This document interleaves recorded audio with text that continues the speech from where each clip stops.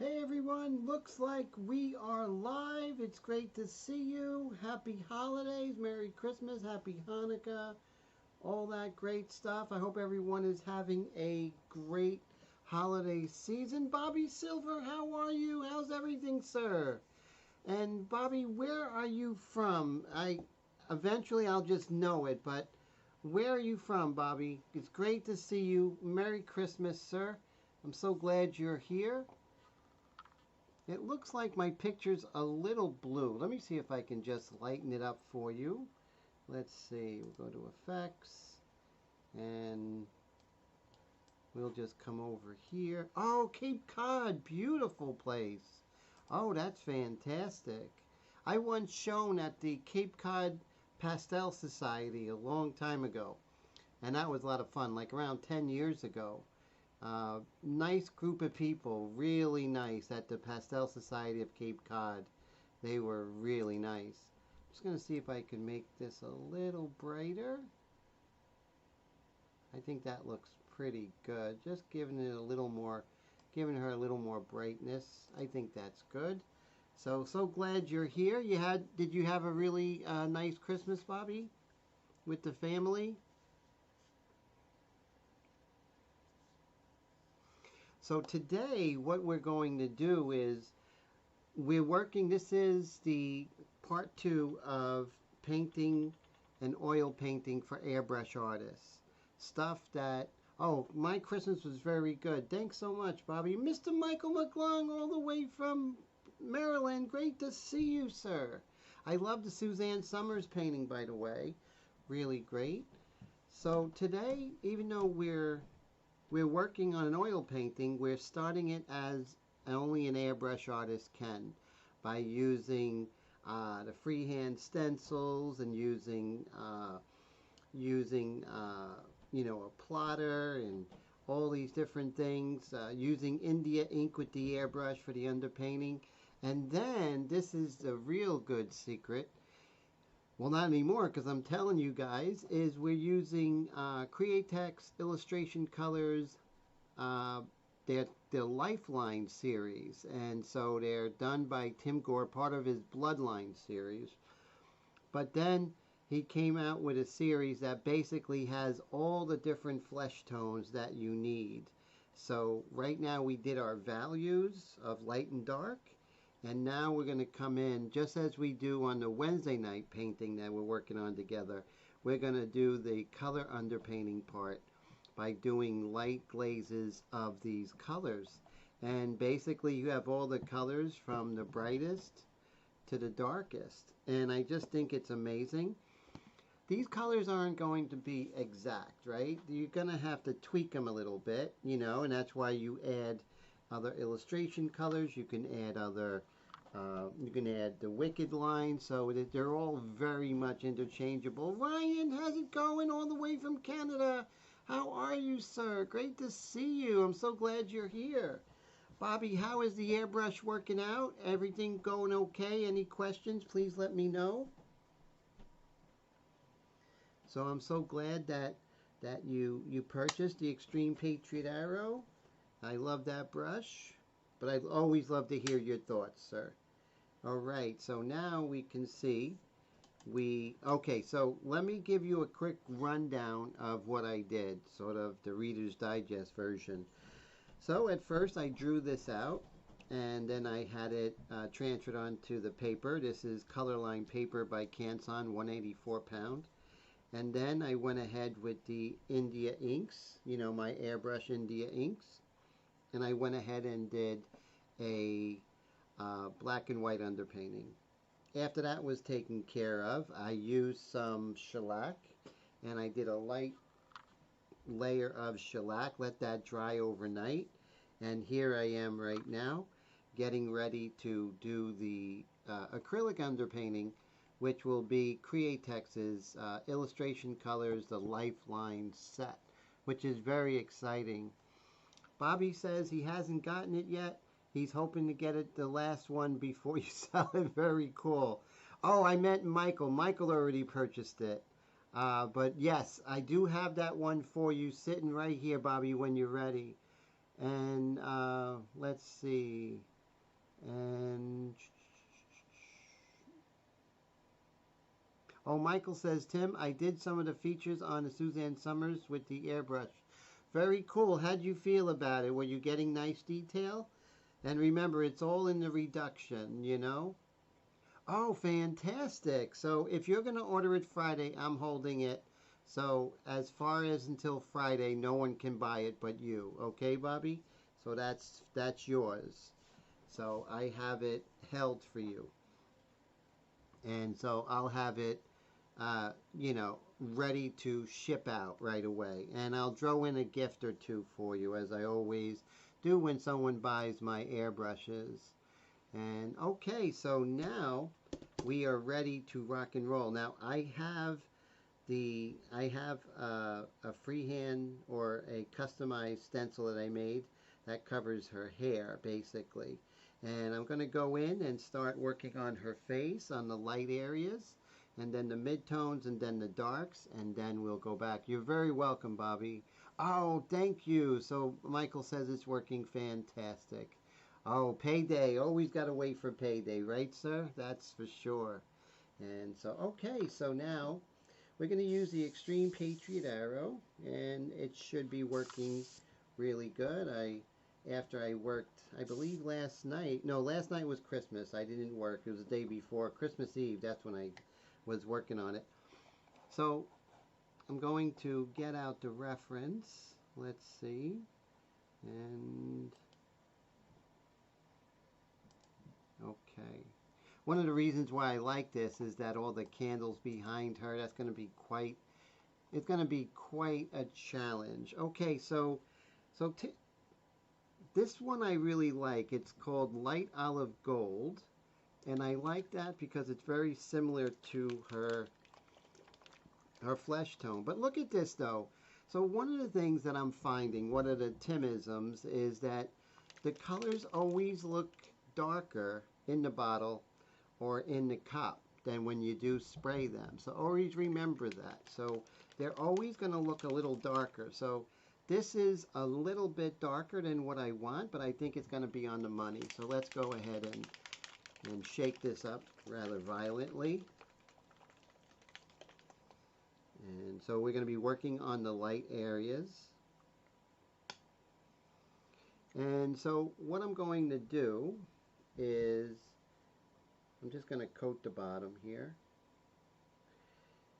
And I am going to go ahead and I'm going to do this at 3-to-1. I usually go 2-to-1, but I've been pushing it lately, and I'm using the 4011 because I like the way it kind of breaks down the paint a little better than water. And I'm going to stir it up really nicely. And you shouldn't do it in close proximity to your painting as I am.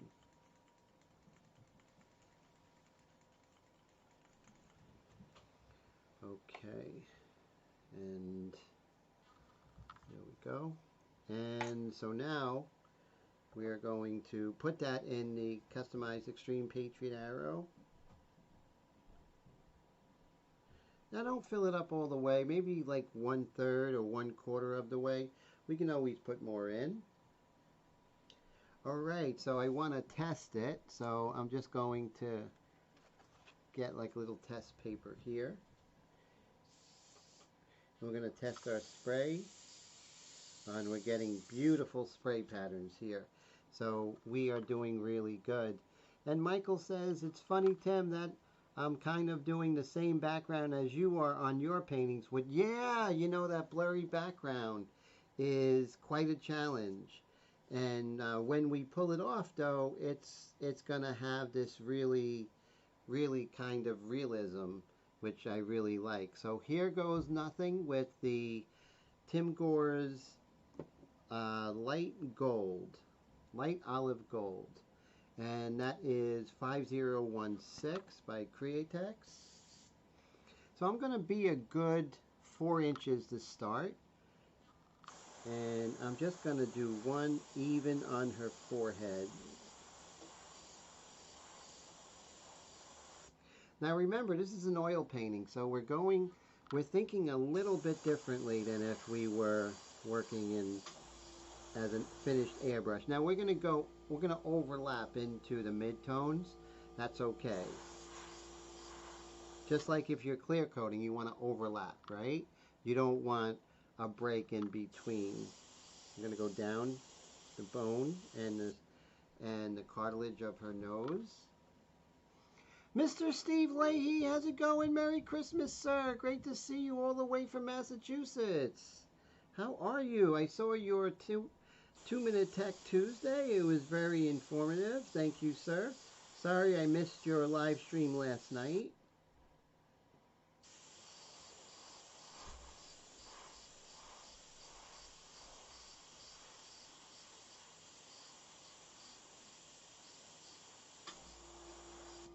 I'm going to go very lightly over her lips because there's flesh tone in her lips, but I'm going to be 6 inches.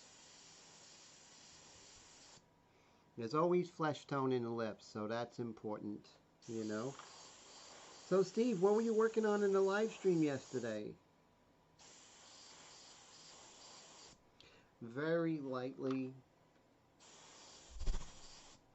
Okay, so now we have her face very lightly done.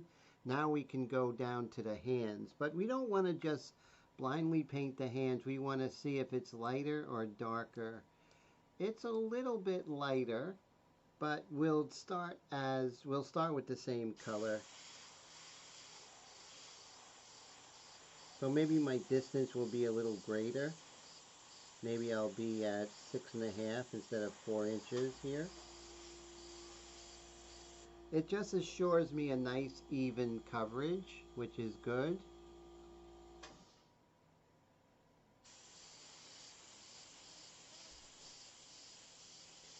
I'm going to try and stay away from the candle lights the best I can.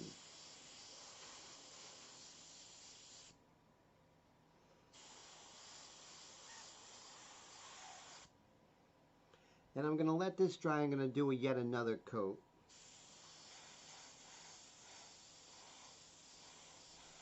And we're going to go into the shadow of her skin. Her arm is pretty much the same color as her face. So we're going to go back to 4 inches. So distance will control how light or dark your paint is. And started the 3rd try of the marble statue of Emily. Okay, great. Oh man, no, it's 3 times is definitely going to be the charm, Steve. I know it.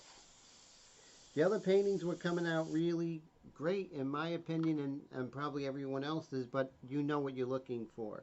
And that's what your Tech Tuesday was about. You just know what you're looking for. So, and, you know, what more important subject than your daughter, right? So you know exactly what you're looking for.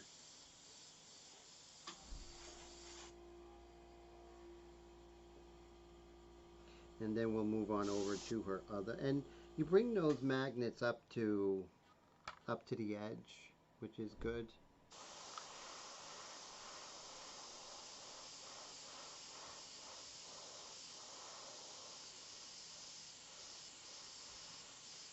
So 4 inches because we want her arm a little bit dark. So we're going to go ahead, we're going to come in with another layer. And once again, we are using the Lifeline colors, and this is 5016 Light Olive Gold. Like I said, this looks much darker than what I'm putting on here. It always looks darker in the bottle. And, oh, Steve, I got to show you something. I didn't open it yet. But, this look familiar, sir? So, Steve told me about this wet palette by Red Grass Games, and I have the small version. This is the Painter Light, so it's a wet palette that Steve uses, and it's really great. Came in yesterday, so I'm definitely going to open it and let you guys know what I think. So that was cool. So Steve does it when he does his his paintbrush elements onto his paintings. You know, his results speak for themselves, you know. So I went out and grabbed it. So I'm excited. I believe I don't think yeah, definitely, Steve. It really is amazing. Oh, you had the same thing. That's amazing, Mike. Perfect. Have you had it for a while? You know? So now what we're going to do is so Mike, you had the the wet palette by Redgrass Games for a while. If so, what do you think about it?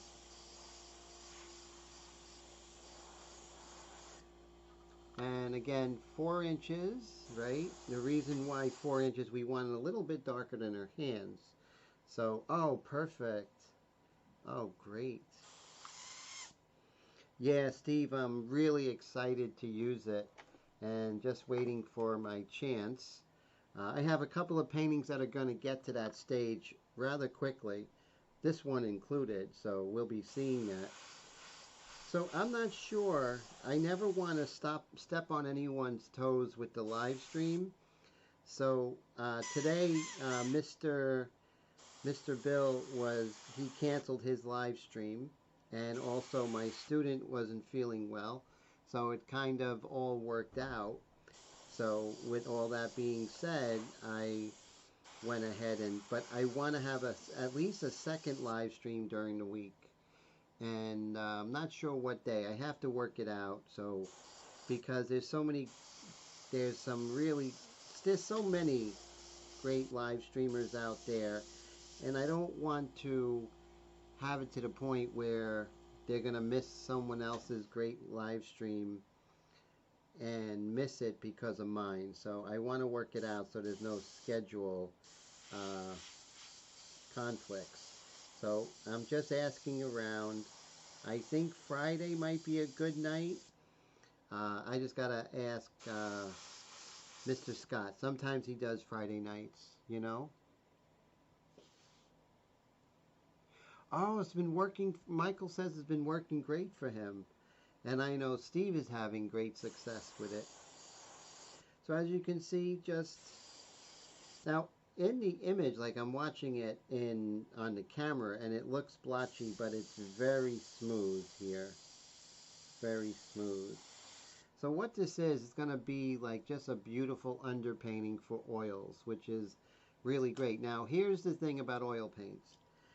You can do oils on top of acrylics, but not the other way around. If you do acrylics on top of oils, it's a disaster on so many levels. So remember, oil on top of acrylic, that's when it works, you know. So let's zoom in and see how it looks zoomed in. Let's see here. So you see it's nice and smooth. So what I'm going to do is I'm going to use the next color, and I'm going to use the second airbrush. Before I do that, let me just give it one more layer. Just kind of smooth things out. Just a little bit.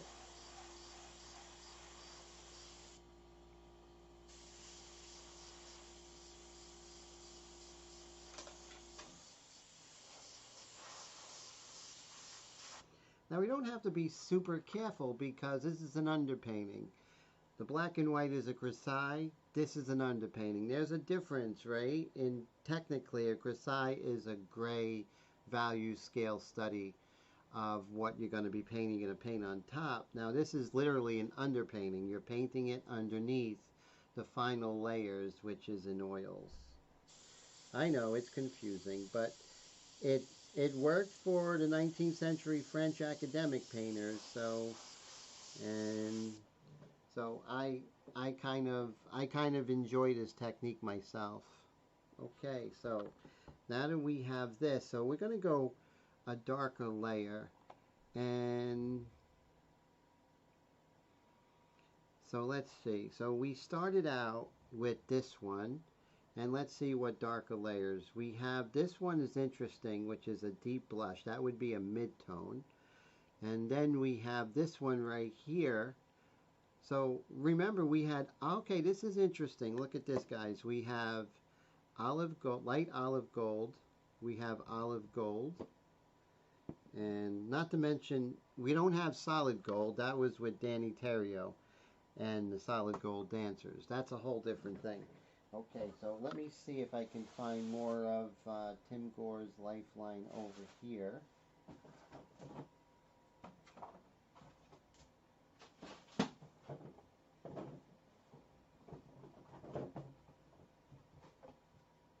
I remember as a kid that would come on like a Saturday night at like 8 o'clock on Channel 11, and I was like, what in the world's going on here? You know, the Solid Gold. What was that all about?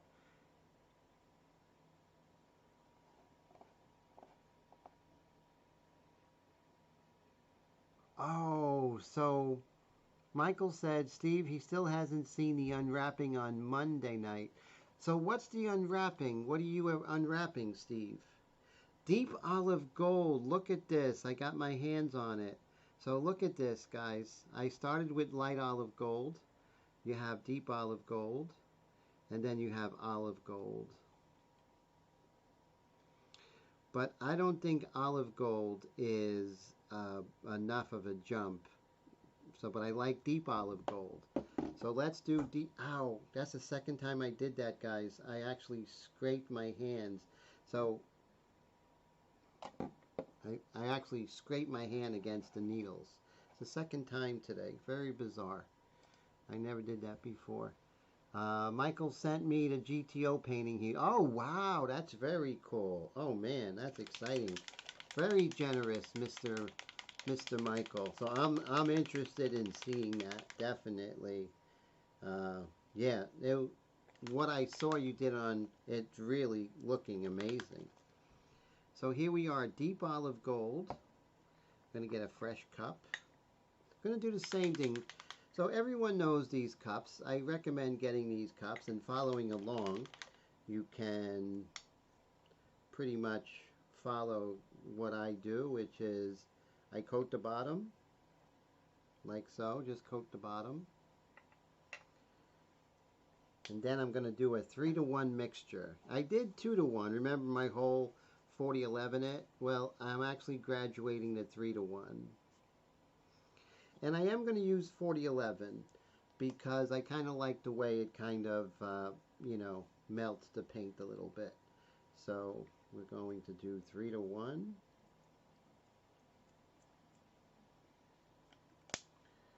Okay.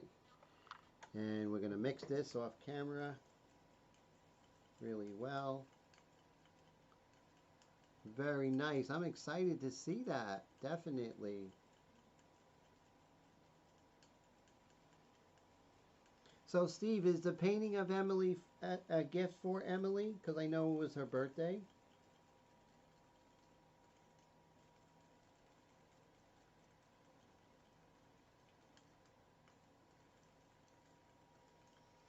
I'm really taking my time mixing that.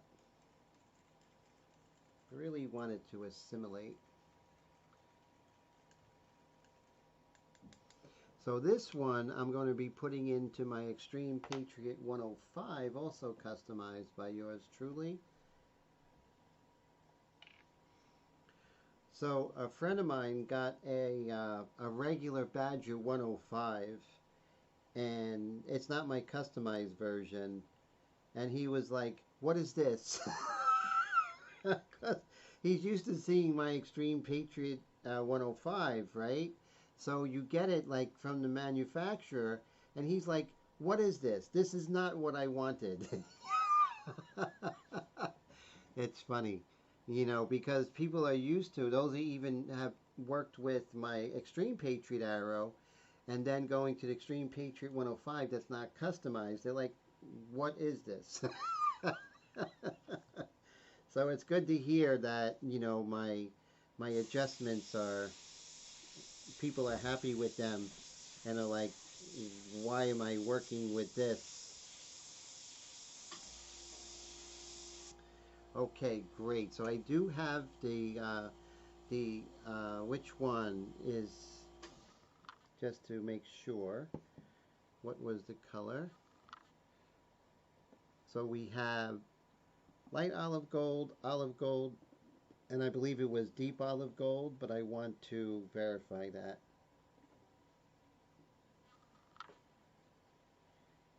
Yes, deep olive gold. That's what I have in the airbrush. And you notice it's a dark, low saturated color. So, and oh, so Mike says, oh,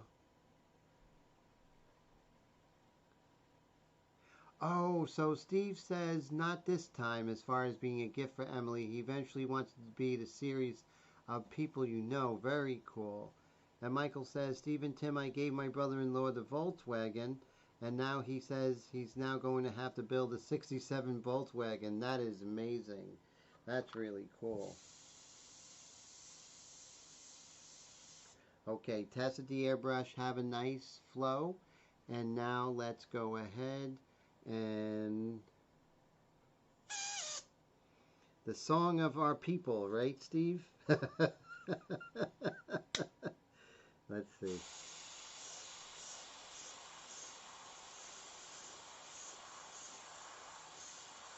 This is an interesting color. It's not too dark.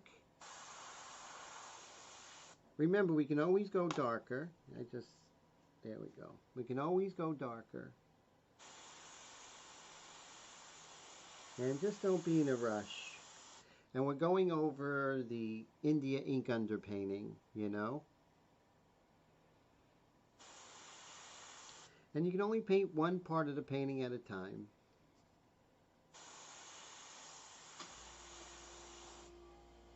But even though this is an underpainting, I want you to treat it, everything you do, as the finishing touches, meaning that we just be serious about what we're painting, be serious about the application. Even though we're painting over this, we have to treat it as a very important element.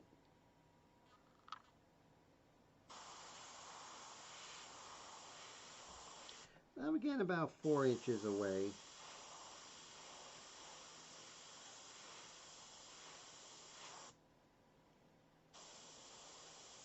And now I'm going to go to the side plane of her nose. And then when I go deep, like to the, I actually have to come in closer.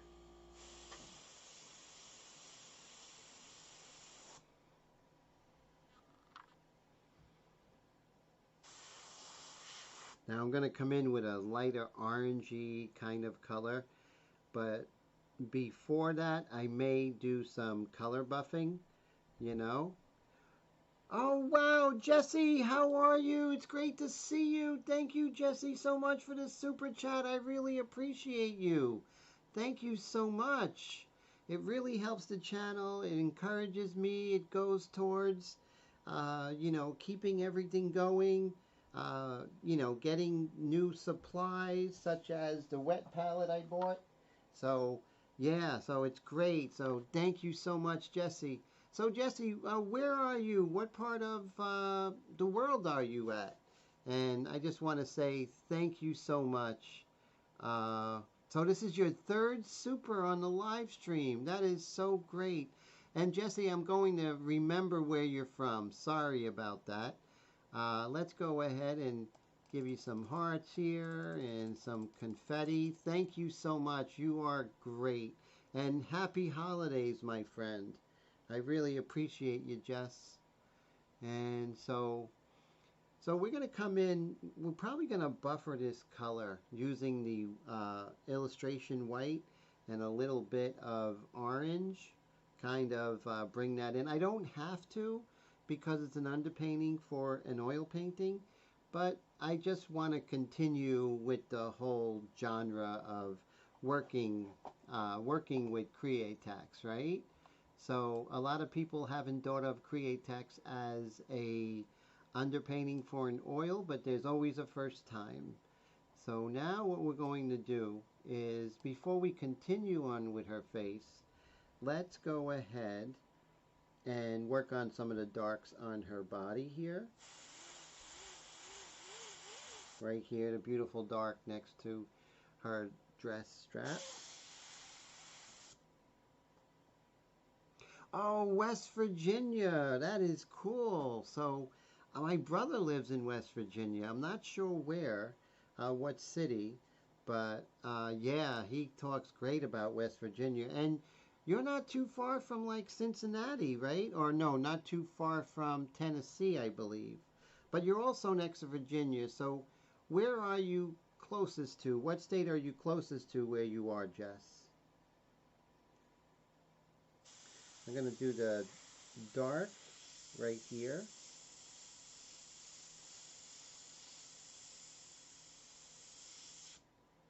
There we go. So you see this deep light gold really works good over the underpainting. You just get these beautiful darks, you know?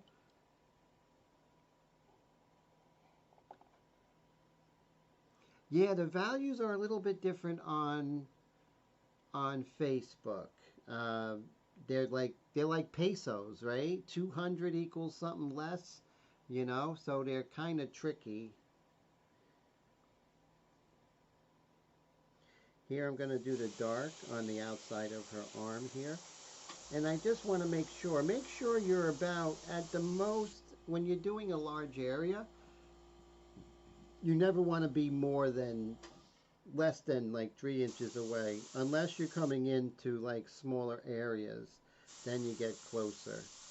Now I'm not saying this as a hard fast rule, but when you're doing stuff like the initial layers, you definitely will be in your best interest.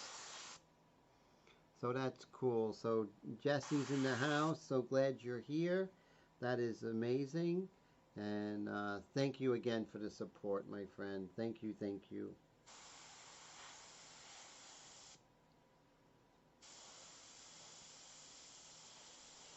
Okay, I'm going to come back in real quickly with our first color, which was light gold.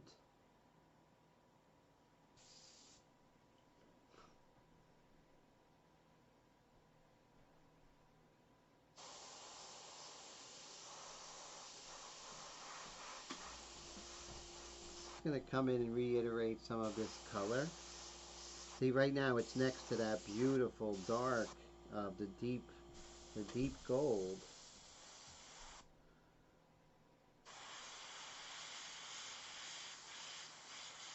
Yeah, Create Text Paint is really exciting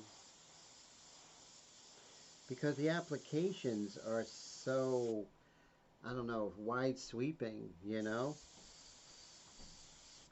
Just really are. Staying away from the candle. But you can see how the candles are really popping now that we're putting some saturation in this young lady's face here.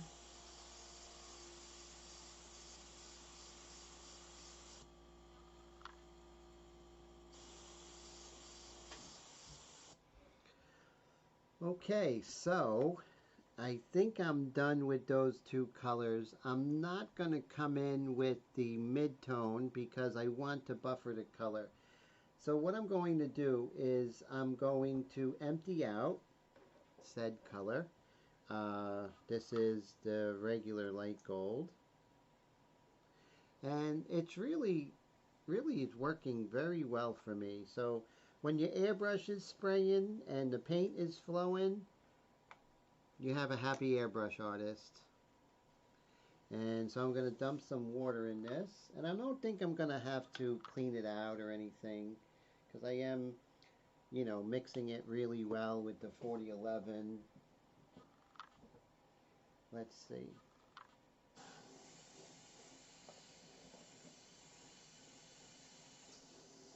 Okay. Now I'm going to take paper towel. I'm going to clean out inside.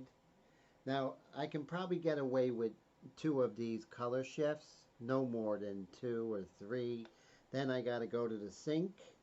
And you know, when I go to the sink, I roll up my sleeves and then I really get busy cleaning this. But the trick is cleaning the nozzle. All this stuff really doesn't matter. It's the nozzle. That's the problem. If you clean that nozzle and get that nozzle 100% clear, you're golden, you know, and that's what you want. You worry about cleaning the nozzle. And so that's where all your issues are going to lie, in the nozzle. So when I have any issues, I go to the sink, I get the wrench out, take out that nozzle, put water through it, make sure it is fully clean, come back, and it is 100% ready to go. Here I'm going to do a little different. I'm going to remove the back of my airbrush. I'm going to take out the needle. And this is good. You guys and girls should see my madness here. So I'm going to take this, I'm going to wipe the needle. Now, since I'm coming in with a lighter color, I'm going to do one extra step.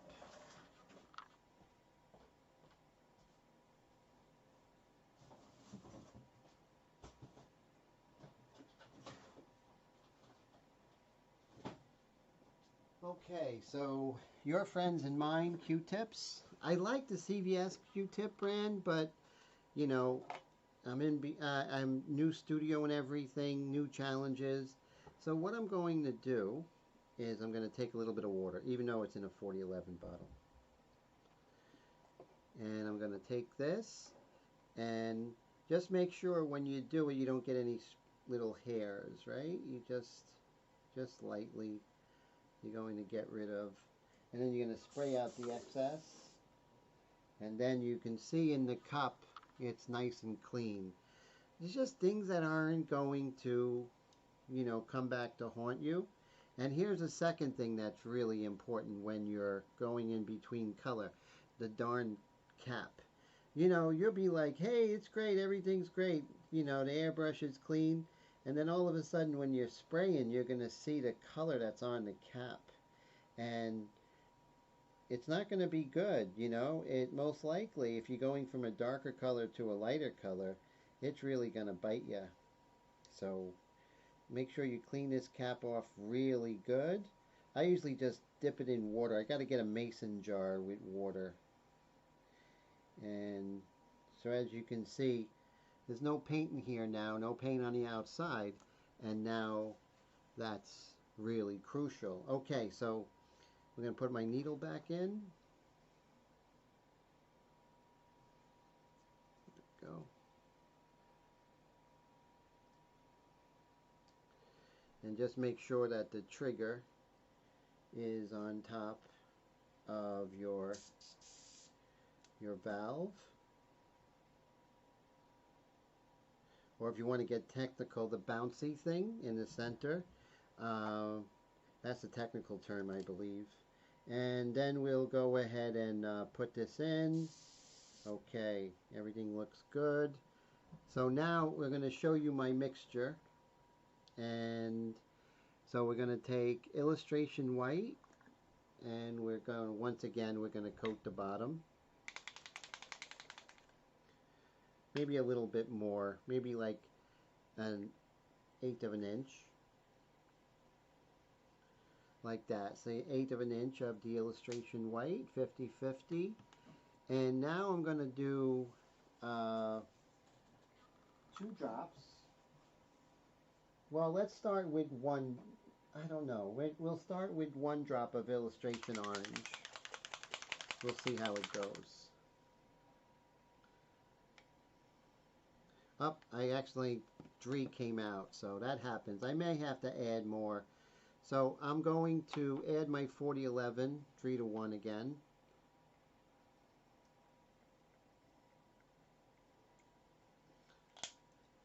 And then I'm going to mix this up really well.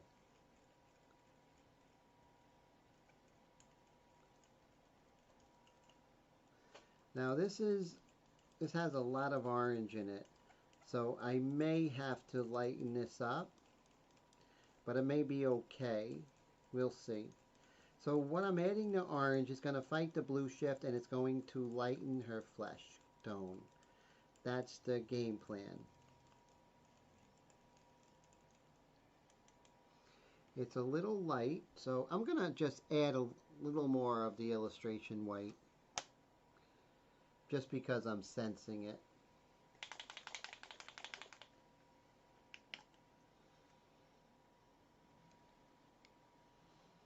Let's see what this does for us. Yeah, so you see, now it's more what I'm looking at. It's like the white part in a creamsicle. Okay. Now I'm going to mix it really, really well. I'm just going to give it another 30 seconds.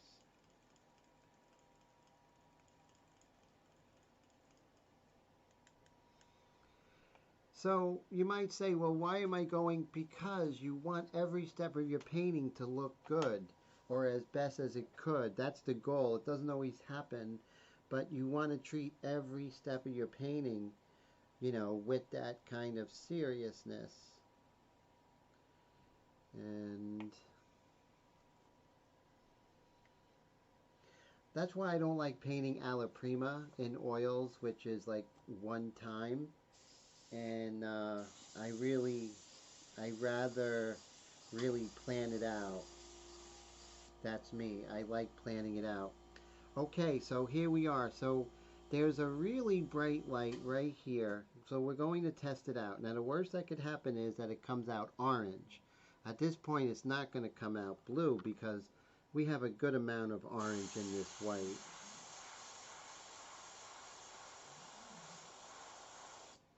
Okay, and you see how that's lightening up exactly the way we want?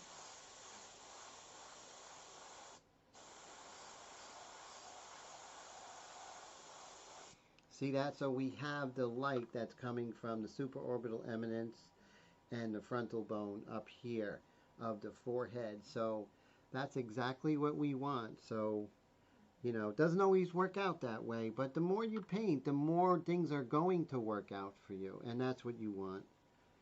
You just want to paint as much as possible.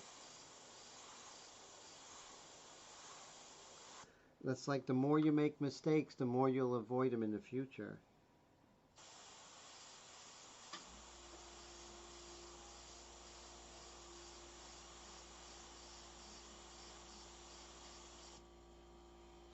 There we go, and we're lightening that up, and it's looking good. It really is. I'm going to put a little more light on the subject, but it is, and then we can always do another layer. So we're going to lighten this up, and then we're going to glaze on top of it. So we're not looking for highlights. We're looking for the larger areas of her face that are facing the light most directly, like the forehead, like the masseter bone, like the alar cartilage. You know, those are the different things that we're looking for.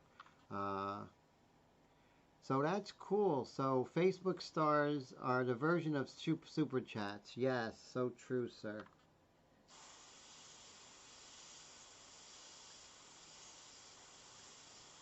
See how I'm slowly lightening that chin there?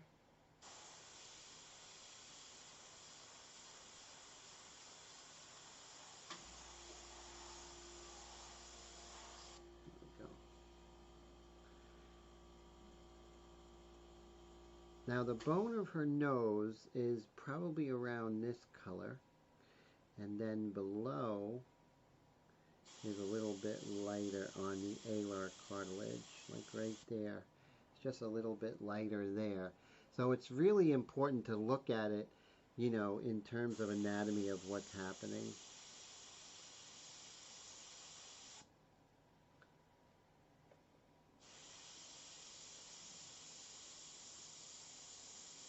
So here in the philtrum, I'm a little bit closer to get that, you know, those exact areas. And like I said, every time I work on a portrait in Airbrush, I get better because I mess up. And when I mess up, the next painting is about not doing that again or solving the problem.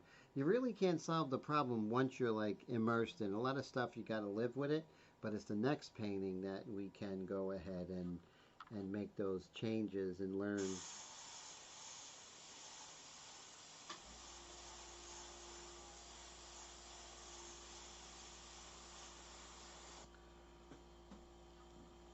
Okay, great. So now let's go ahead and get these cups away from my painting here. And now we can work on her hand. The hand is quite lighter, and now is a good time as ever.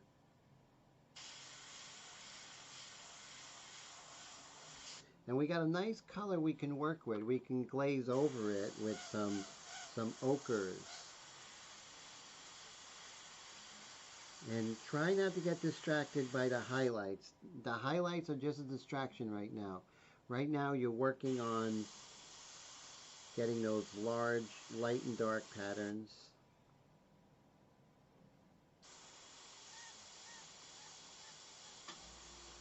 And of course, all your illustration paints work great with the Lifeline colors.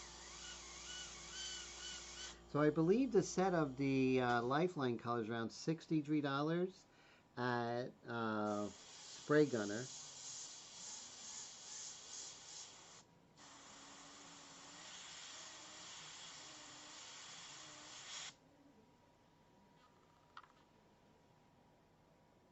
I think like 200 stars are like $2 if I'm not mistaken. But Steve would know much better than I do about that.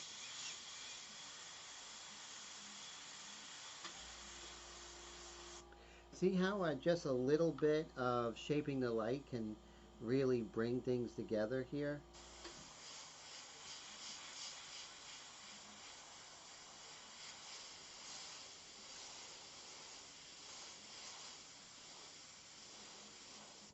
There we go, bringing down,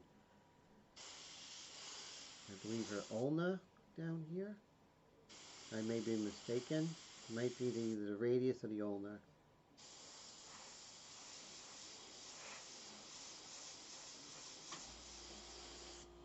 But so it's the light gold, the deep gold, the light olive gold, the deep olive gold, and my mixture of 50/50 illustration white and a little bit of the illustration orange.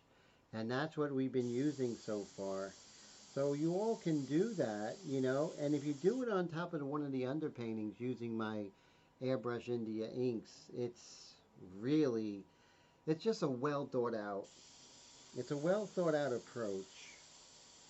And, you know, I want to set myself up for success. That's my thing, you know, so, you know, always have everything kind of working for me. That's my goal. And that's how I work in oils, how I work in when I work in straight acrylic, when I work in watercolor, when I work in pastels. It's all about a game plan, being very pragmatic, you know. I'm not a swashbuckler kind of artist, you know. You know, they could, some of those artists, you know, with the big brushes, psh, psh, psh. I'm just not that way. And I know Steve is like me, is that, you know, it's very thought out, and, you know, he knows where it's going. He knows what step 6 is, and he's at step 6, he knows what step 12 is. And, you know, and that to me is a fun part of painting.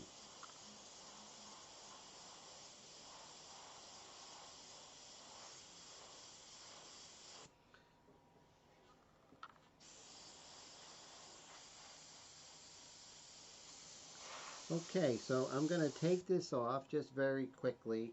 We'll just look and see what we have. Maybe we need to fix some freehand stuff. Oh, Steve says he's grateful for the stars. Very cool. Yes, you know, his Monday night live streams are out of this world. I'm always learning from him, always. And I'm not the only one, that's for sure. Steven says, I wish I was able to do those loose expressive paintings. Yeah, you know, those loose expressive paintings, I look at them and I don't have fun doing them, Steve, you know. I just don't enjoy it. They seem like a good idea, but when I do it, it just, like you say, it just doesn't feel right. So that's where we are. Look at that. This is how I start. If anyone out there has seen me work in pastel, This is exactly how I work in pastel. This is exactly how I work when I just work straight in airbrush. I'll show you what I'm working on tomorrow night on the other live stream. So you can see it's a very straightforward approach, right? I don't veer off, you know, because it works. And that's why I just continue perfecting this until I get it right. And that's what it's all about, just getting it right. And we never get it right, but that's our goal, to continue making a better mousetrap. So I am happy with this. And yes, Mike, it's like shooting pool. Exactly. You know, you got to know where your next shot is coming up. You have to set up the next shot with this shot, right? So that's so true. That is like right on the money. Okay, so I'm pretty happy with this. Now the question is, do we go into the hair? We can do anything we want. So do I still have the orange and white mixture? Yes. So let's see if we can go a little bit further, not too much with the orange and white mixture. And I think we're going to go ahead and kind of underpaint her hair a little bit, and then maybe work on some of these really amazing flames.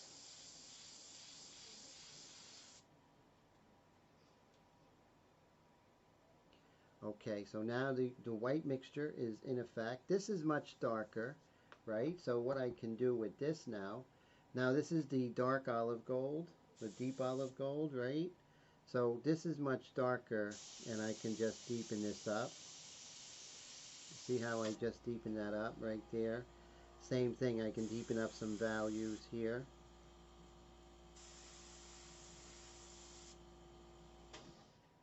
And it's all setting up for the oil painting, which is really cool. And just a lot of fun.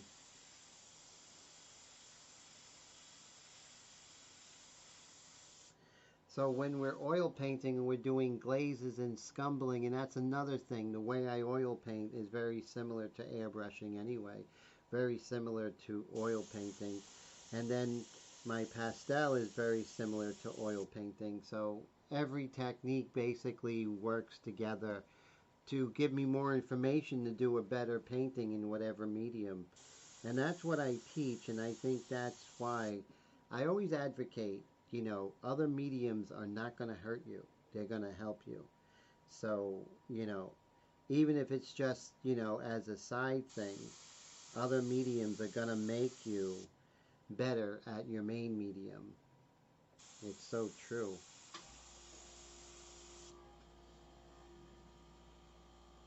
Just darken this up right here. Okay, really, really like that. So, you know, maybe we can just make this about a skin tone, you know, maybe working in skin tones, I don't know. But I like moving fast. But, you know, let's stick with the lifeline. Let's work with that. So we're going to work on her beautiful lips, and I may have to lighten it up because the underpainting may be too dark. And sometimes the underpainting, you could look at the underpainting and say, it just doesn't work for me, and that's okay. And that's when you come in and, you know, you make that decision to lighten up that underpainting, because the setup is just going to be, it's just going to be too dark, and that's not what you want. You know, you don't live with the underpainting if the underpainting you can't, if it's not going to do what you want it to do, right? So very cool. So we just lightened it up, and we're going to set up for that color, which is the this one right here, which is actually called Natural Lip. And, you know, I don't really advocate, you know, colors that are specific, but this one is a good lip color to have as a starting off point, and then, you know, going from there, maybe making a little more yellow ochre or making a little more purple, and changing it slightly, right? You can do that. So I'm going to leave the white. We like the white in there, the white orange mixture, because we can always use that to buffer colors and do different things, stuff like that. So let's go ahead and attack. But before we do, let's use some of this dark color here. Before we give up this dark color. It would be great to have 7 airbrushes going, but I'll be up till 4 in the morning cleaning my airbrushes.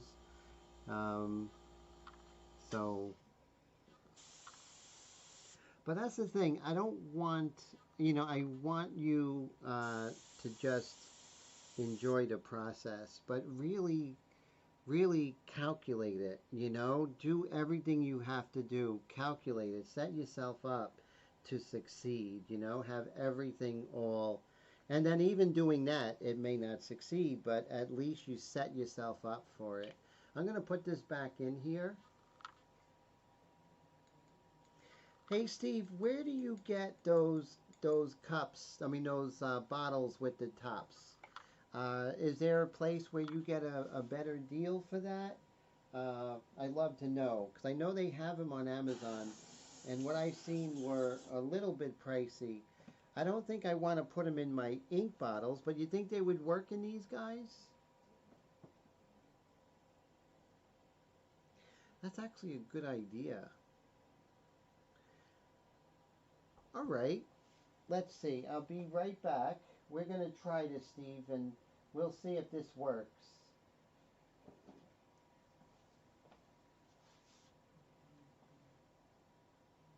Oh, I'll be right back. They're out here.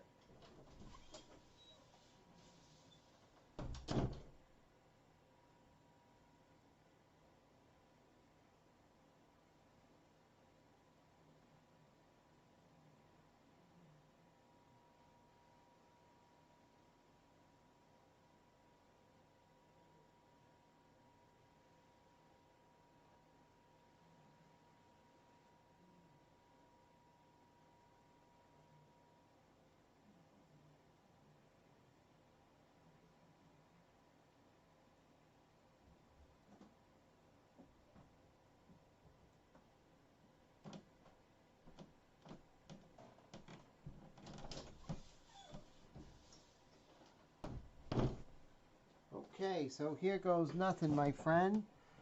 Oh, Amazon for those. The company is called Boston Plastics.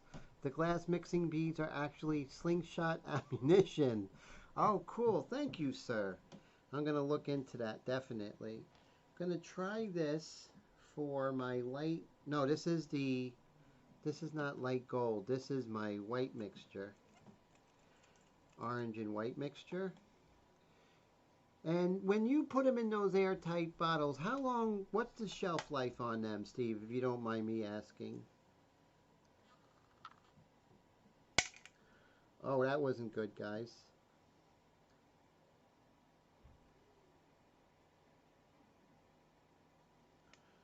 Okay.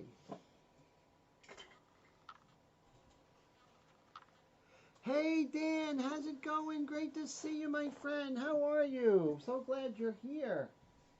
And Dan, if you could remind me, where are you from in the States?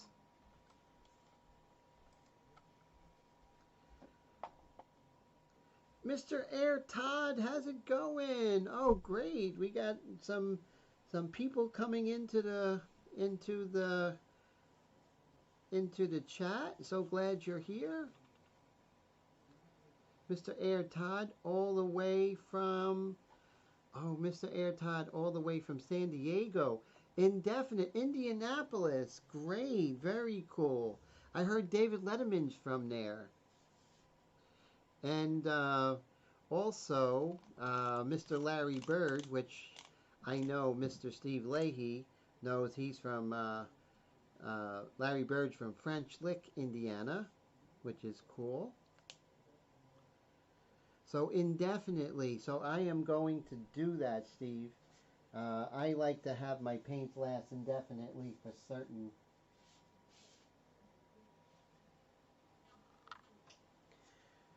So I am putting that in here. And that is until, so that's my white mixture. I'm going to put that off to the side, which is cool. Mr. Brad, how are you feeling, my friend? Hope you're feeling better, sir. So we got some more great people in the live stream. Thank you for hanging out with me on a Tuesday night after Christmas, right? So that is so great. And so we got our water. So cool. Thanks, guys, for hanging.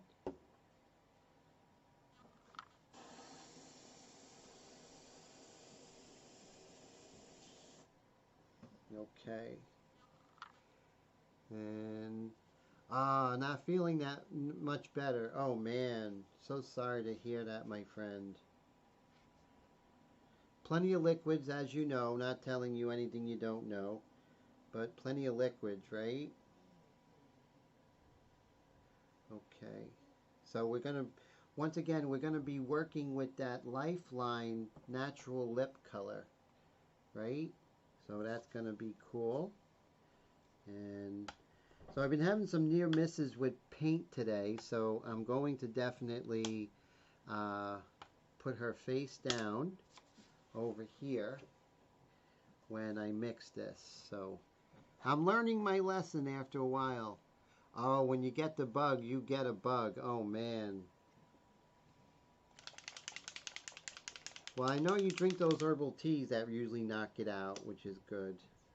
Okay, so here is the Lifeline by Createx, which is part of Tim Gore's bloodline, but the Lifeline is separate. And you can see in the picture there, I believe it's like, it comes in like 12 bottles, different colors, different flesh tones, and I believe there's a bottle of 4011 in there. So we're just going to coat the bottom as we always do. And then I like to, so my new 4011 is actually 3-to-1 now. Like a little more. I was doing 2-to-1, and now I'm doing 3-to-1 because I'm crazy. All right, now we do have that. And you know what?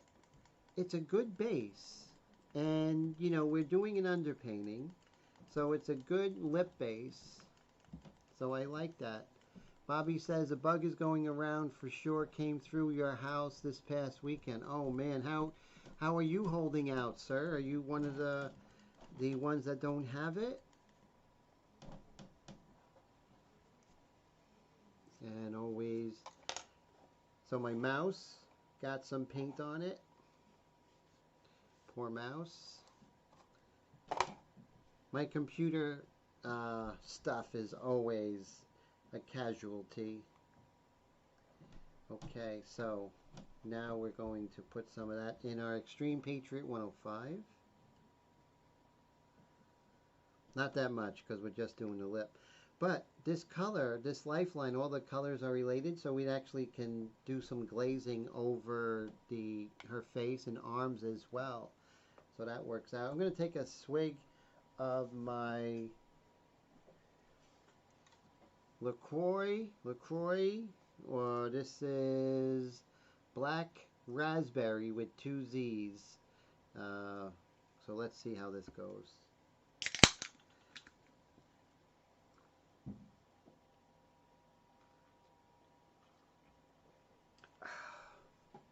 Not bad, not bad. Okay, now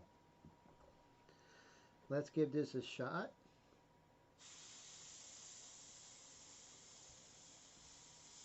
I think we're getting good flow, so I'm excited. And now we can do 2 routes. We can freehand her lips, or we can use these incredible stencils that I made from the line drawing that I did, which is pretty cool. I don't know if I do have them. You know, they're invisible, so if they fall, I'll never see them again. So let's see if I do have the lips.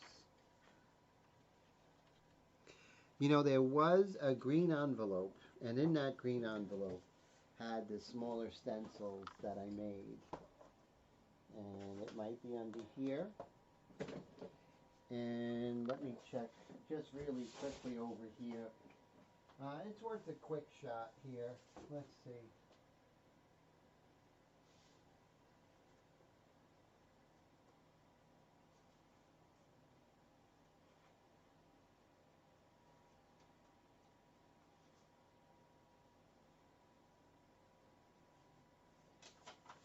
Nope. So I guess we're going to do it the old-fashioned way. We're going to earn it, as John Houseman said for Smith Barney. So here goes nothing, guys. We are going to use our freehand shield, though. There's nothing wrong with that. That's true. I should leave them dirty, right, Brad? That's true. Brad says, Tim, can you explain the advantages of a kick-ass underpainting for oil painters if you haven't already? Yes. It's so easy to, so let's say you have an underpainting like this, right? And your colors are set up, a lot of your transitions. Now you're able to glaze and go lighter and darker and adjust rather than trying to reinvent the wheel. Plus everything is set up with the line drawing. You have your drawing set up, your contours, right?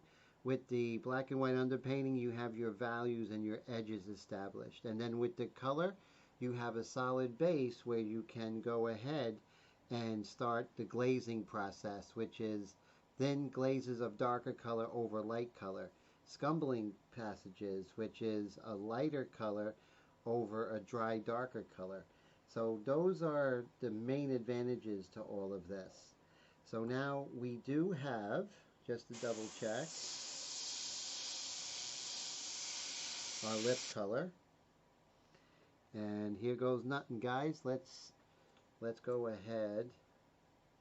And again, you know, we could just guesstimate with these values, right? With these colors, but you want to do the best job at all stages. You want to try and make it as, it's not going to look great, but you want to, at least I want to try and make it look good. So again, so now I'm going in with detail, right? So I am at probably 2 inches away.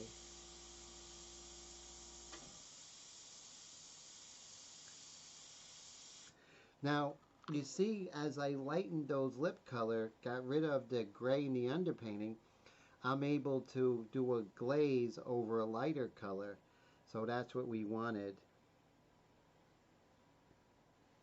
So right here, see how it's dark? And I don't want it that dark. So now I'm thinking, right?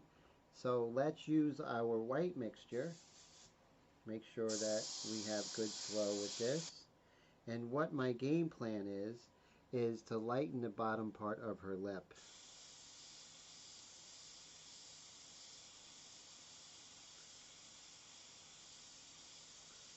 And we're just going to let that dry. Now, the thing is, you can't glaze on a darker color because it won't show up. So I have to lighten the underpainting of the lip to put in the color on top. So that's something to look at. And Brad says, want a spectacular result, start with a great underpainting. Definitely. And Brad says she sure looks great. Thank you, sir. I appreciate that. Really appreciate it. And since I'm here, I might as well lighten this area. And once again, I'm just going to give another shot with this underpainting. Like I said, I want that lip to have a glow, like fresco painters, right? What they did, like the Michelangelo's Ceiling in the Sistine Chapel, Leonardo da Vinci's The Last Supper, they would have to put wet plaster and then they would paint over that. And that's why their paintings had these like really rich kind of light coming from behind, almost like a stained glass kind of look.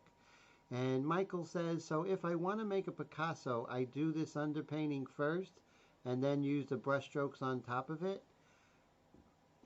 Definitely. Like, Well, Picasso's more of an abstract, but in the sense, it would be advantageous. So this is for the artists who want to try oil painting, right?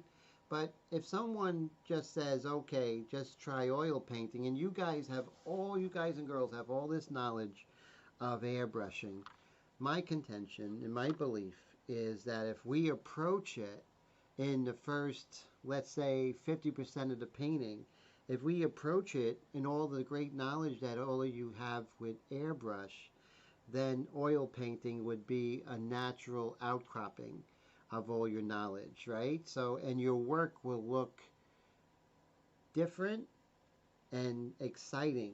And so that's the thing. You know, when I picked up pastel, I was already trained in oil painting for 6 years.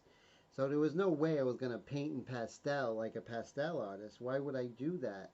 I need to use all my knowledge, not forget my knowledge, right? I need to come from where I come from, you know, paint from that direction. And so that's exactly it. And my thing is to show you all that oil painting is going to be a lot easier than you think.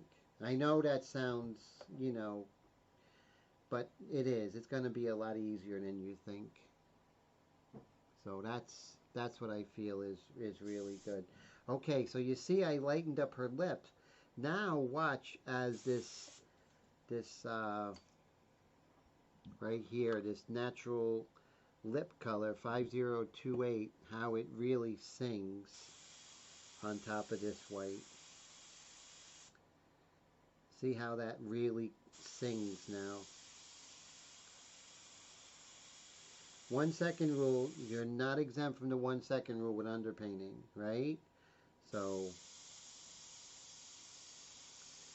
you're painting as if this is it. You're painting like this is it. This is what you're doing. So let's zoom out and see how that worked.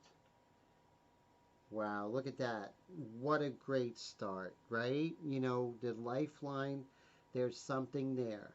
There's something there with the lifeline, whether you're working in illustration or Wicked. I did talk to Dennis over at Createx, and he said that you could use these as an underpainting for Wicked, which is exciting. So think about that, those who are painting cars and stuff like that. Just use 40-50, mix it to get that adherence, and so that's really exciting stuff. So I'm going to add this as my transition tone. I'll show you what I did. See that? So I added it as a transition tone. I'm going to add it right here as a transition tone. Just putting some life into her mid-tones.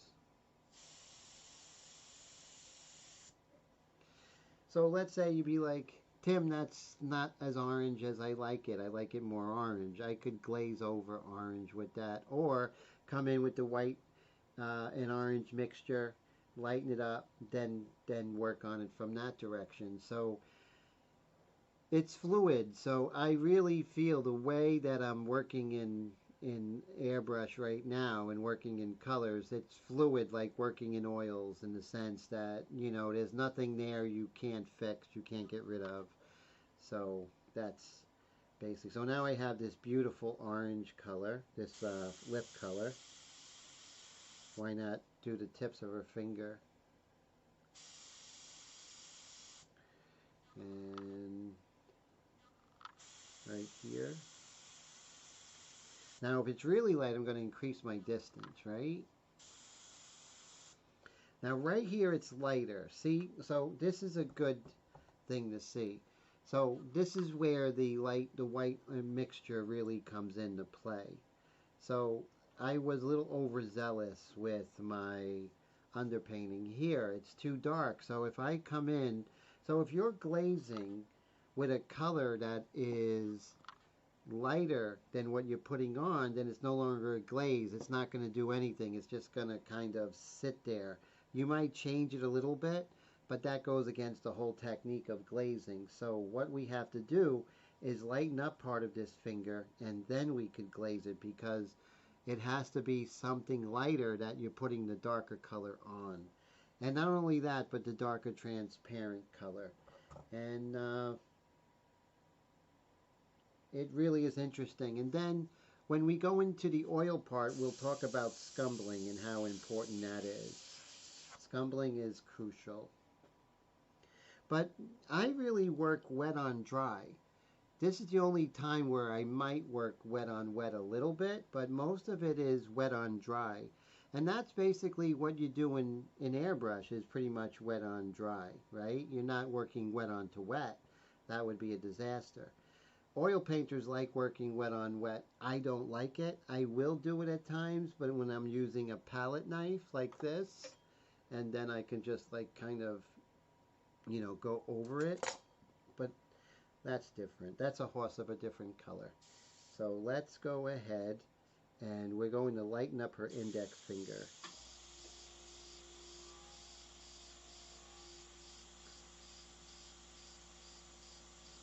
See how I lightened up her index finger with this orange and white mixture?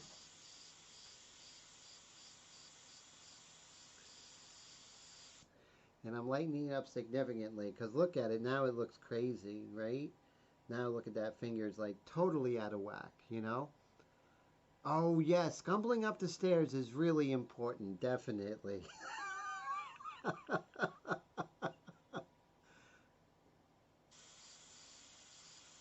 Definitely important.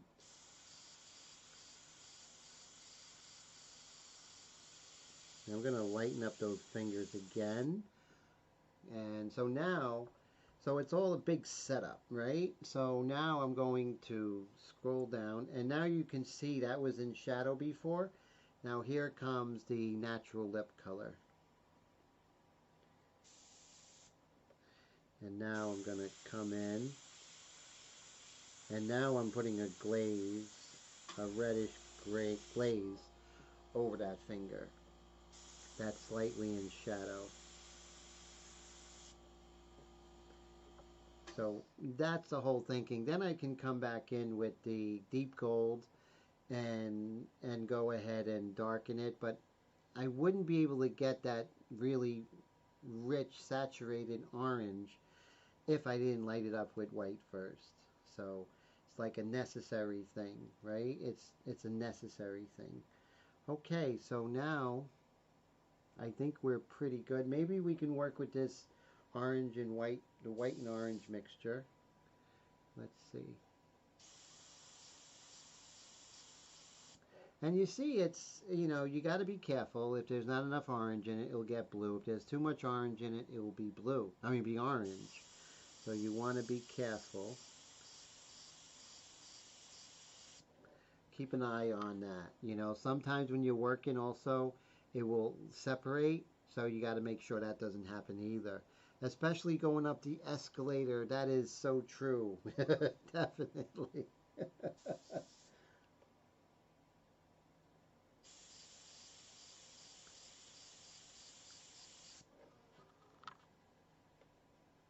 And there we go. Right here, there's not much of a, see right here I kind of over indicated the nasolabial fold. She's young, and so she doesn't really have a nasolabial fold at this point, so I'm just going to smooth this out. Don't make women older than they are. That's bad for your health. So when you're painting them, make sure you make them either their age or look younger. That's just self-preservation.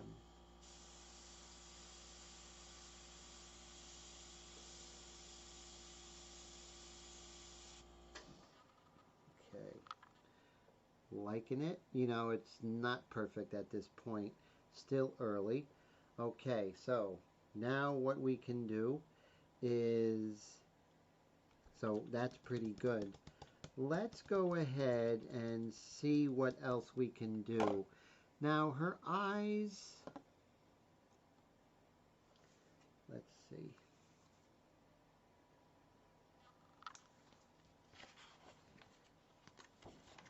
So I do have her eyes here.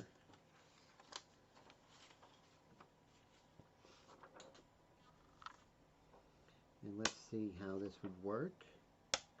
If we need it. We may not even need it.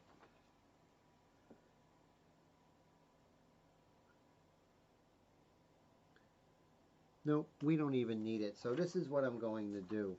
Is I'm going to actually draw a curveball at you. So I'm going to take out this color, which worked out really well. And I am going to put it back in here. So 3-to-1 seems to be a sweet spot. I'm having a lot better time mixing my paint 3-to-1 with 4011 as opposed to 2-to-1. And let me just spray some water through this, because our next color is going to be the color of her eyes. But then again, I don't think we need to underpaint that. What we can do is, let's see, I think we can work on her hair. I think that would be good. So I think that's probably the route we're going to go. And we can get some of the really dark passages here. So I think that would work out well. And it would work out well because we're going from a lighter color to a darker color. And it's okay if we get a little bit of this red color into our dark hair color.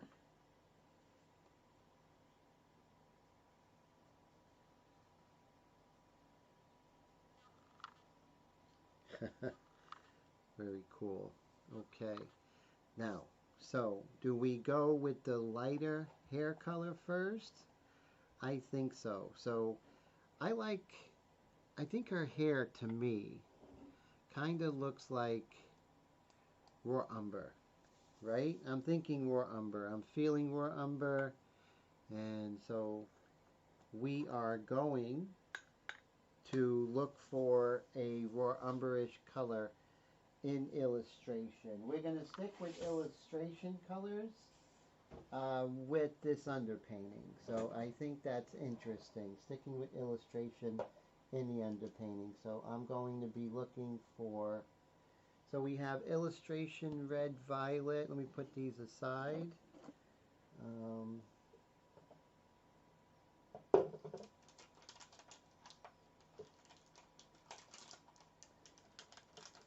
This is interesting. Let's see.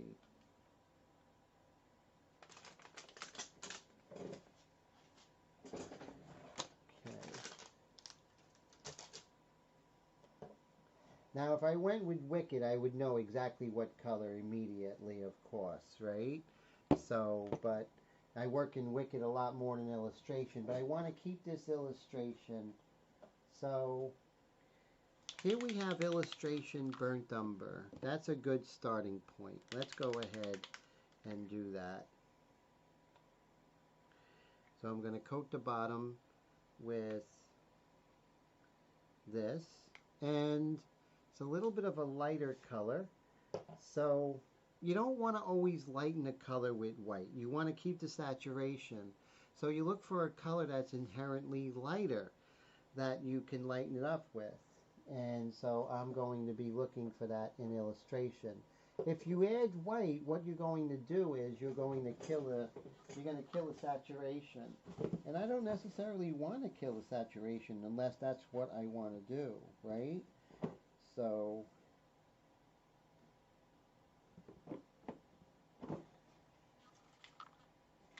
I have some illustration burnt sienna, and that will lighten it up. Not drastically, but that will lighten it up. So we want to lighten the color up without killing saturation. So I'm going to be 2-to-1, 2-to-1, 2 parts burnt sienna, and 2 parts burnt umber and 1 part burnt sienna. Have a great night, Mr. Brad. Feel better, sir. And I hope you get plenty of fluids, and tomorrow you wake up and you feel amazing. Okay, so that is looking a little bit not what I want. So, but I'm going to continue down this road. So is it the value I want? Pretty much. It's maybe a little bit lighter. So, and this is my thinking. You know, my thinking is crazy actually. Let's see. So I'm looking for like a yellow ochre, and I may have to go ahead and bring in a wicked color, which is fine. They're interchangeable. Okay, let's see.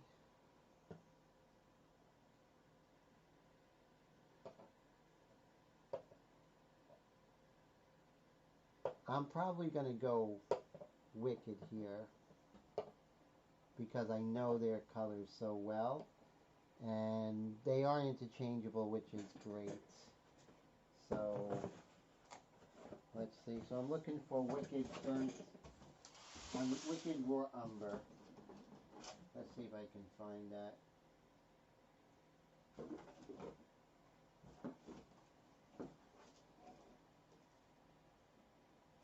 Okay, sepia is a good start.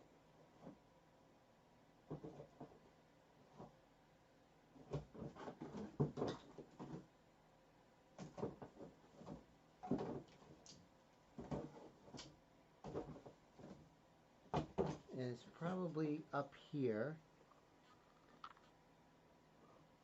Okay, so I'm going to go with Wicked Detail Sepia, just Detail Sepia by Wicked. And then, and I definitely need to find my burnt umber. Wow, Michael, thank you so much for the super chat, my friend. I really appreciate it. Thank you. Thank you for purchasing the Extreme Patriot Arrow. And thank you for being a great friend to the channel and all your wonderful comments. And especially, thank you so much for the support, my friend. And happy holidays. Thank you so much. It really helps and it adds up and just makes life a lot easier. So thank you, sir. So I'm going to go with my gut. And my gut is telling me raw umber. That's what it's saying. So you got to go with your gut, right? So, and so raw umber. And so I have raw umber here. And now we want to lighten this up. But it's okay to kill the saturation. We're going to add some of this mixture here. And then I'm going to break my own rule, right? And I'm going to use some white in here. And once again, Michael, thank you so much for the amazing super chat. And thank you even more for coming to this live stream. I mean, it's just so great, and you know, it just means the world to me.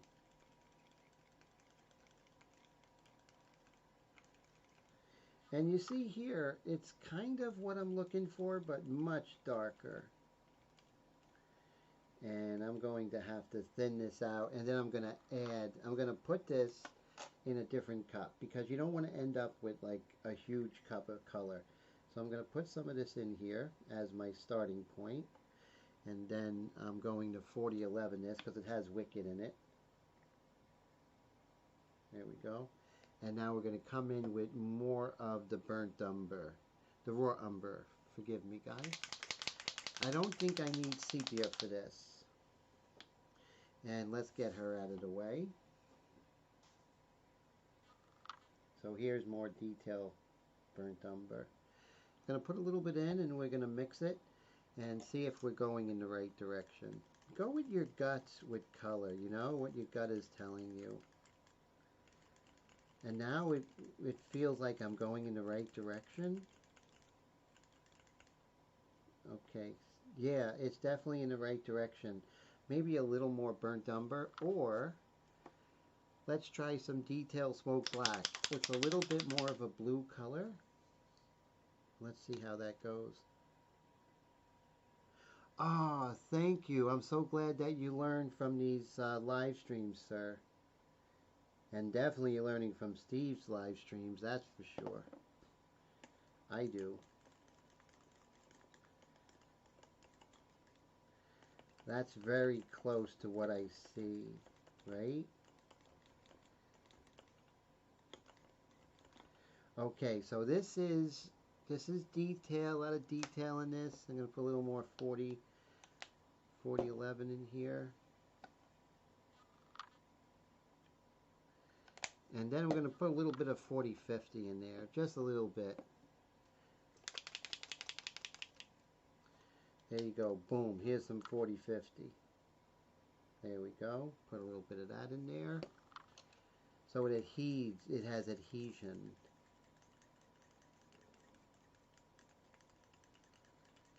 And improved flow. So this is the light area of her hair. Okay, so I'm pretty happy with that. It's like a greenish dark gray, right? With just hints of brown. And this is chocolate milkshake. Okay, now what I'm going to do is bring back my painting. This young lady. Now remember the lifeline. Look how easy it was to get those flesh tones. I wasn't wrestling with sepias and all these other colors. I pretty much had like 12 to choose from. And it's a good stepping off point whether you're working in oils or working in Wicked or illustration. The lifeline colors are a beautiful stepping off point. And, you know, who doesn't want that? You know I do.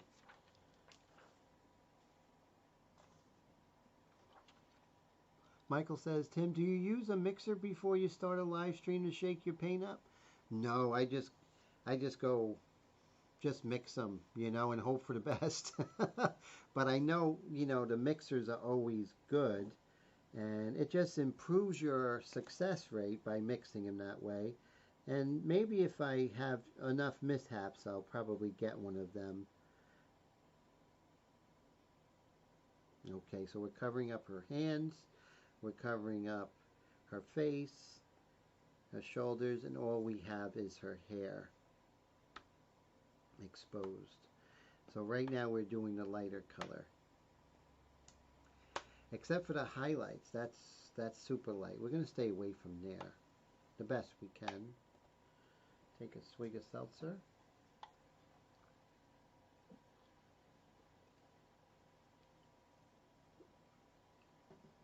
We are in 11 o'clock hour, so thank you for sticking with me through this, everybody. We got another half hour of debauchery. I don't know how you say it. Stuff. Okay, so now we're going to get the Extreme Patriot 105, and remember we had the Lifeline Natural Lip color in there. I washed it out, but not so much, because it's not going to affect this kind of darker, stronger color.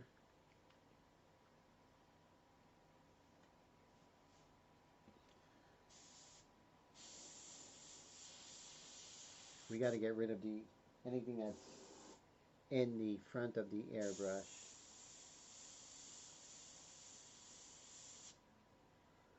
Okay, Dan says, do you cut all those templates with an X-Acto blade? And where do you get the acetate sheets? You can get them on Amazon. I can send you a link, Dan. So let me see if I can get a link to the acetate sheets right now for you all. Because I'll forget. You know that. I know that. And I don't want to forget. It's important. So I just purchased a whole bunch just recently. I think you get 100 for like $20. Let me see.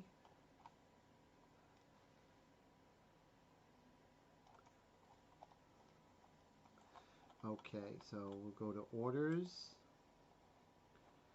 And they should show up pretty quickly. Bear with me, guys.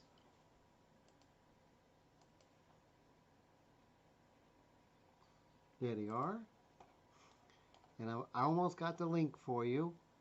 Let's see. Copy. And there you go. So here's the link, the Amazon link.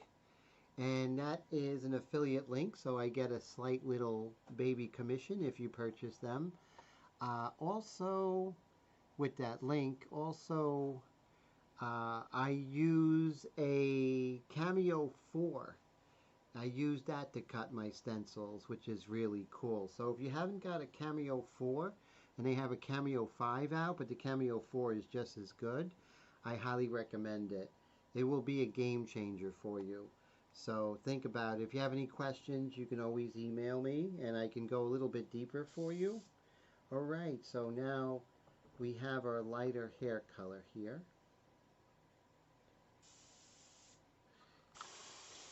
Oh, make sure those magnets are right on the edge, okay?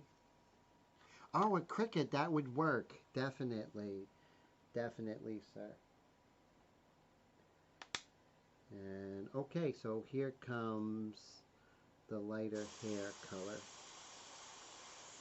which is actually darker than what we have here, but we are covering it with paint, which is much better than leaving just the paper. And I'll glaze this later with kind of a flesh color because of the candlelight and everything. Yeah, this is definitely the color I went. Sometimes, see with Createx, sometimes you're not going to find the color in illustration. And you're going to have to go to Wicked. And you can definitely mix them. So, you know, you're not going to find raw umber in illustration. You know, you're not going to find, you know, black magenta in illustration. So it's okay to mix and match, because sometimes, like in this case, I just needed detail raw umber. There was no way around it, right? There was just no way around it. So I had to get that color. Now this color isn't really doing anything that I'm putting up there, but once I come in with the dark, then it's going to start to sing, which is great. Okay. Let's get more of her hair. And again, nice flow, you know, I'm getting nice flow today. But, you know, here's something to think about, 3 to 1. So I'm doing 3 to 1 throughout the whole painting, and I didn't have any issues yet. 2 to 1, I would get through most of the live stream with a little bit of issues. So 3 to 1 is really nice. And with 3 to 1, you're keeping your saturation, right? You're not losing too much saturation. So that's nice. So, and again, I like working far away, right? So I need a little more saturation working 6 inches away. So that's important. Well, Steve, yeah, he does great things. And the thing is with Steve, Bobby said it's almost like Steve's Blumber. Steve really been working with Wicked a lot longer than me. And he knows exactly what it's going to do. So that's what's great. And that's one of the things I really learned from Steve and Scott McKay, is just their experience, right? You can't teach experience, but you can learn from it by observing and watching what the masters are doing. And that's exactly what I do. When I picked up the airbrush in 2010, it was just like, you know, I'm just going to learn from them, watch how they handle the airbrush, how they pull back, the distance, everything. And that's what I decided and made a big difference. Dan says, is that 3 paint to 1 part reducer? Oh, great question, Dan. 3 parts 4011 to 1 part paint. And then if you're using Wicked, just put a couple of tiny drops of the UVLS Clear 4050, and you're as right as rain. mix that up super good, especially with that 40-50. I will mix that up with a little palette brush and a little palette knife, and I will just, not over my painting, but mix it at least for a minute, right? Now they say to leave it out there for 15 minutes. I don't have that time. I'm a fast painter, so I don't do that. But 3 to 1 sounds pretty good. Maybe next week I'll push it to 4, or even tomorrow in the live stream. So tomorrow, everybody who's still here, Wednesday the 27th, we'll be doing part 3 of this painting. And this one is going to be not an oil painting, but this is going to be just a airbrush painting working in Wicked. But I did use the Lifeline colors to start off her flesh tones. And so now we're going to be coming in tomorrow, part 3 of this painting. So that's going to be fun. So that's 9:30 tomorrow if you guys and girls could make it. That would be great. Okay, so I'm really loving it. It was a good choice of this color. I can go a little bit warmer, of course, but that's cool. Ah, thanks. Michael says a bomber jacket looks really cool. Thank you. And I'm going to have fun getting those leather textures, I'm going to... So what's happening as I put the second layer in, it's really that raw umber is really coming out. So I had to actually go a second time to get that build up. And Mr. Steve says, Bobby, we all find a custom color that we use all the time. You will find that. Oh, you will find that Bobby Blumber. So did anyone buy your bottle of Blumber, Steve, that you made this year? The painting of the Blumber? That was really cool. And let's see. So you know what I did? You're going to laugh. I used my white mixture by not paying attention. But you know what? That's a nice little accident. Sometimes you do things on accident. Like I used the wrong airbrush. I had my 105 that had my white mixture in it. And I was like, oops. But you know what? Kind of works. Look at that. So I made a mistake and it worked in my benefit. So Mr. Jackson Pollock said in a radio interview is that he denies the accident. And I like that. Denying the accident, And Bob Ross, yes, definitely. Happy accidents. But as I use this very lightly, just pulling back on that trigger ever so slightly, increasing my distance, I can just let up a little bit of that orange and white mixture just to add a little bit more sheen to the lights of her hair. Pretty cool. The more you paint, I don't care if you're painting lemons or the Mona Lisa or squares or landscapes, the more you paint, the more we're going to understand what this crazy stuff does. And with the airbrush and everything, the more you do it, the more successful you're going to get. And so that's the best teacher. But, watch live streams like Steve, Scott McKay, Bill Kennedy, watch those live streams, watch those videos of what they're doing. And they're going to be like little clues that you're going to say, okay, that's cool, but you have to do it yourself. And that's where the real advances come in your own artwork. So now I came in with that color and I lightened it up. And remember that whole concept. You can't glaze on a darker color, you can only glaze on a lighter color. So we made it lighter, and now we can glaze with this raw umber color. And now we can get even more of what we wanted.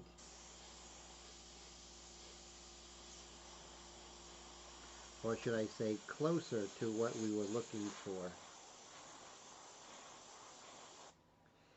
And as color sprays through a bottle, and you know, through the airbrush, it's going to do things that it wouldn't do in any other medium. Not with a paintbrush, not with, you know, a palette knife. It's going to do something totally different. And you're going to have your own, and airbrush has its own color theory, which really does not relate all that much. Well, it does for the most part, but it is an element in airbrush that doesn't relate to anything. And that's the stuff you're going to learn by just doing it, you know? Just getting involved and just going and attacking it, you know?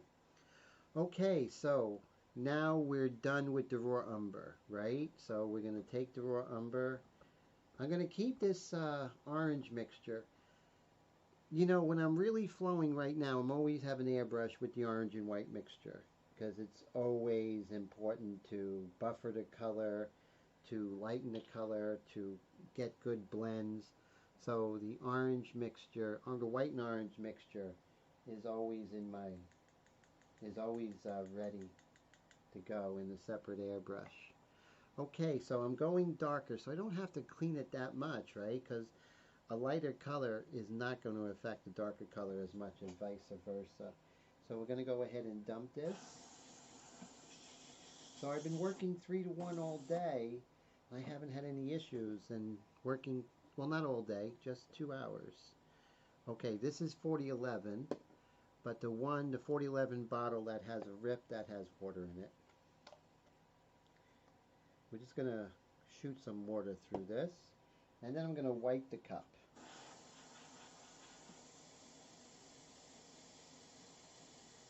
Now we got a lot done today, you know, just going for our first layers of color, you know. I think we made some bold decisions. But the Lifeline colors, if you haven't gotten them, I highly recommend it. I really wish I sold them on my website because I know that those of you who, you know, are going to really enjoy it. I stand by that. I really think it's a great product and a great investment for your art. All right, so looking at the darker for hair, so beautiful. I'm not going to stick with just black, right? That would be the easy route, right? So what I'm going to do is I'm going to take some Wicked Black. I'm going to do 1 part Wicked Black.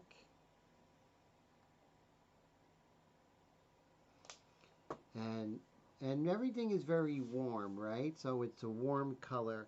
So I am going to do a burnt umber, because burnt umber is very warm, you know. It has a nice warmth to it. So I'm looking for burnt umber. Now sepia is warm, so let's try sepia. I have Detail Sepia by Wicked. And we're going to go 2 to 1. 2 parts sepia, 1 part Wicked Black. It's a nice color, and it kind of relates. Now what I'm going to do is I'm going to add a little bit of warmth. Remember this dark gold we had? We're going to just put a little bit of that in there. And then I am going to do 3 parts of the 4011. Remember, 1 part paint, 3 parts 4011. That's the theme today. So far, so good. So I highly recommend it. You try it and see what kind of effects you have with it. Remember, if you're getting any coughing in your airbrush, stop. And, you know, first check the low-hanging fruit would be, you know, like the needle, make sure there's no tip dry, make sure that, you know, you blow it out, there's something in the nozzle, just blow out the air. And if that doesn't work, you stop and you clean out that airbrush, take it to the sink, take out that nozzle. If it's not a micron, micron's different. You don't want to be playing with the nozzle and the micron, but any painting, you take that out, put the needle through that, take the nozzle out, put the needle through it, wash it through water, Make sure it doesn't fall down the drain, and then you're good to go. And then when you come back after it's clean, you're not going to have coughing in your airbrush. So this looks like espresso, like dark espresso. It's exactly what we want. So I'm happy with it. We put 4011, but we worked only with Wicked. So let's put a little bit of 4050, and we want to mix it for like 40 seconds, okay? A little bit of UVLS clear gloss. There we go. It's going to improve adhesion, and it's also going to improve flow through your airbrush. Give it a good 40 seconds. So we're at 11:20. Thank everybody for hanging out. You know, I really appreciate yous. You know, and looking forward to tomorrow's live stream at 9:30.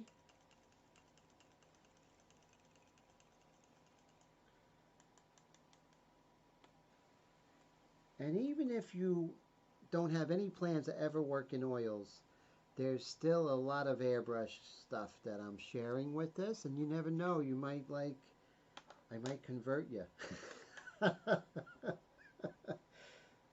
So here we go. We'll just put a little bit in there. All right, and cover this, and here goes nothing.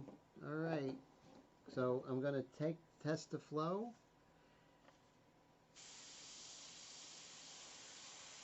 Beautiful, kind of warm, mysterious chestnut dark. Okay, so here goes. Now here's a good time for a freehand shield. Get some nice edges.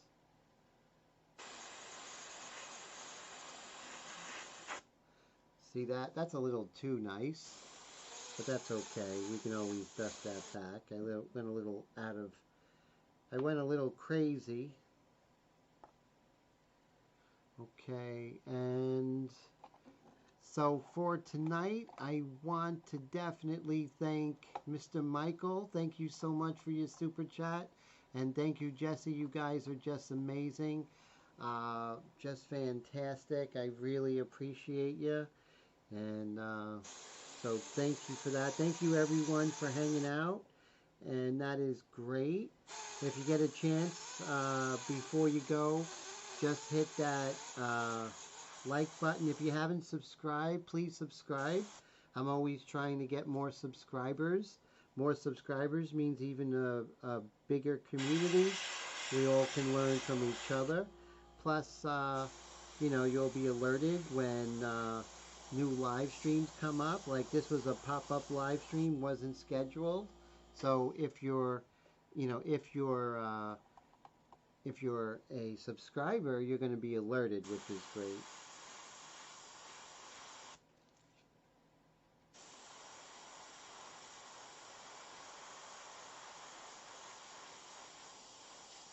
And you see now we're getting some body with our hair. We have the light. What a great way to start out, you know? Start out with everything mapped out.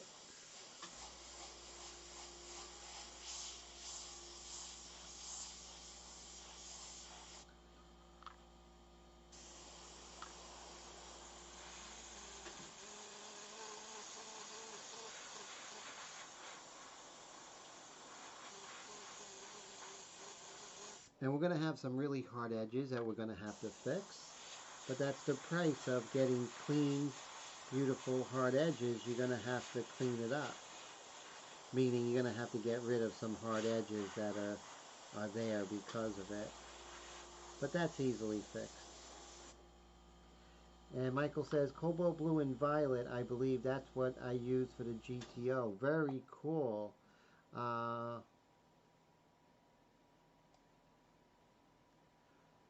Oh, so Steve says the Cool Hand Blue. Oh, that's cool. So that's your own color, Cool Hand Blue? I love it. Very cool, Mike. And Mike says it's Cobalt Blue and Violet. Wow, that's a powerful color.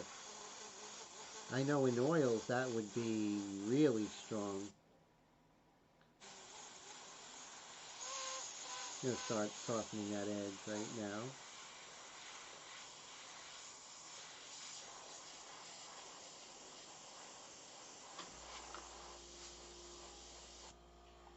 and down towards the bottom.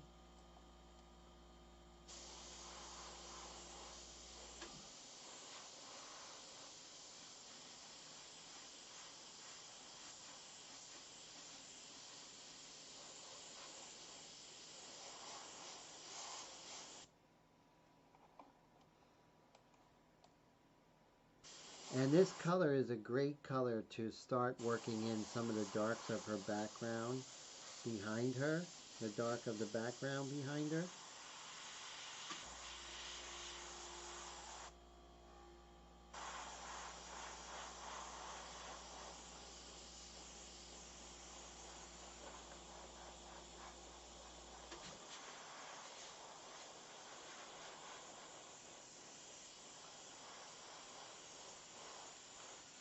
Alright, so let's lift this up and see what we have thus far. And then we could, oh, that is a cool color. Cobalt blue is really great. I do like it. I like it much better than cerulean blue. I don't have much of a use for cerulean blue lately, but I'm not doing ocean painting, so that's where it really shines, cerulean blue. Cobalt blue is so expensive in oil paints right now. If you get the real deal, it's like $30 a tube. Because you're paying for the pigment, you know? That's it, you know? Some colors are so expensive. I try to stay in Series 1 or Series 2. I could live without the expensive pigments. It's what you do with the pigments, not the pigments themselves. So they were really good quinacridone colors and stuff like that are really good replacements for like the cadmiums, those kind of colors. So here we go. We're going to lift this up and we're going to see what we have. So now we can see, now all of a sudden things are really ramping up, which I like. And so that's great. So let's see, we are at 11:27.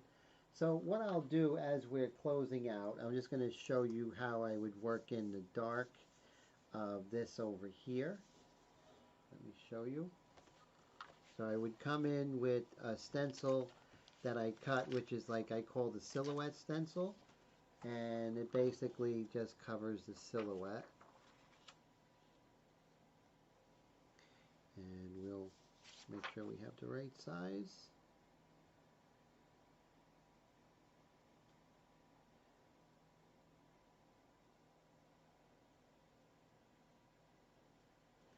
And then what I do at this point is, of course, put on the magnets. Well, if your main light, your key light is coming from camera left, then you don't want to cast a shadow to camera right. So you use low profile magnets in that case, you know. Ah, thanks. Michael says she looks really good. I appreciate that, my friend, so much. So right now I could take this spare paper that we've been using all day, and we can actually use this as a type of stencil. Just put that right there, and now I could spray this dark here. Wrong color. Again, I did it. Here goes. I don't have to worry. And I could just, you know, if I didn't do it with this silhouette stencil, then the painting would look like there's a border around her arms, right? And that wouldn't quite look so hot. So now I'm just going to hit that dark right here, which is a very important element to this painting, right? And we'll lift this. There we go. And we have that there. We can always fix it. It's a little hard edge, so I'm not too happy about that. But then we could come right to about here. I'm going to be a little softer here. I'm just going to kind of hold it in place and let a little bit of underspray happen. Now we have a candle here, so I'm going to steer away from, I'm just going to do the edge over here. I'm going to steer because I have to have this kind of an amber color.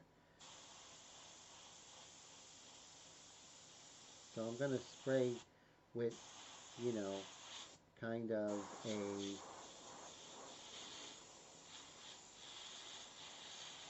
a glow.